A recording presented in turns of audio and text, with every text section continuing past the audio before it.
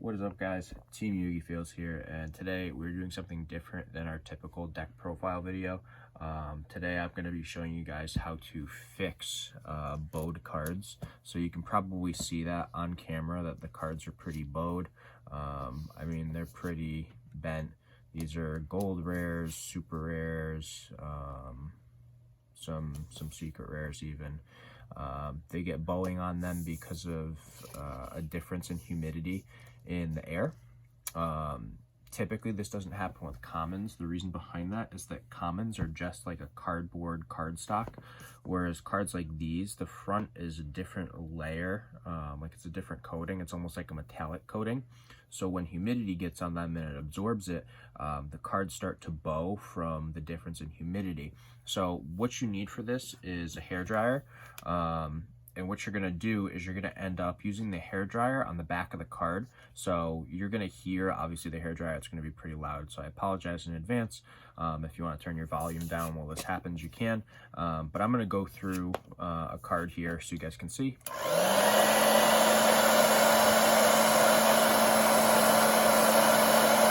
And before I continue through this, you want to make sure that the hairdryer is on hot. You don't want it to be on cold. You want it on like a hot or warm setting.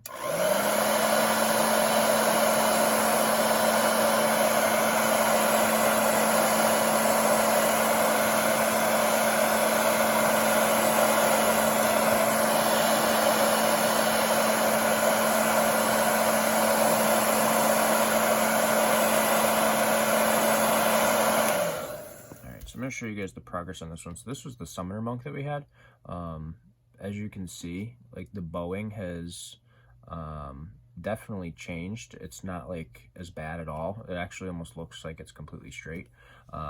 So I'm going to run through all of these, and I'm not even going to like record it. I'm going to cut to it, but these are the cards that we're trying to unbow. And as you can see, all of them have some sort of like bowing to them. So I'm going to cut the video and then I'm going to show you guys the result. It only takes like 20 or 30 seconds per card, but I don't want to make it a prolonged video. I just want you guys to see the results. So I'll see you in about 2 seconds. Okay, so this is the results of what we have. The only one that really was like a pain was the gold rare Dante. It still has some bowing. It's not as bad as you can tell if you like compare it to prior, but there's still some bowing going on with it. But other than that, if we take a look at the other cards that we have, the bowing is a lot better. One of the things that I want to point out is that when you do this, the cards might start to bow the opposite way a little bit.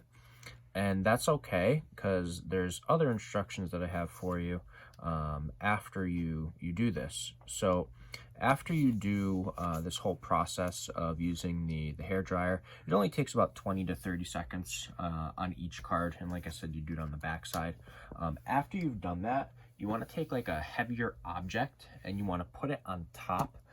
So I recommend using something like a textbook if you have like a big like school book or something, or if you have like a dictionary, something heavy that you can put it on, or if you can put it in between like 2 full binders of cards, that'll also help because the weight will just kind of hold them down.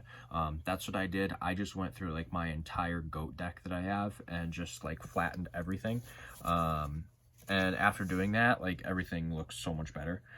The reason that I wanted to show this is, one, people see it and they don't want to like get cards from you because they see them as being damaged, when in reality it's a very quick and easy fix.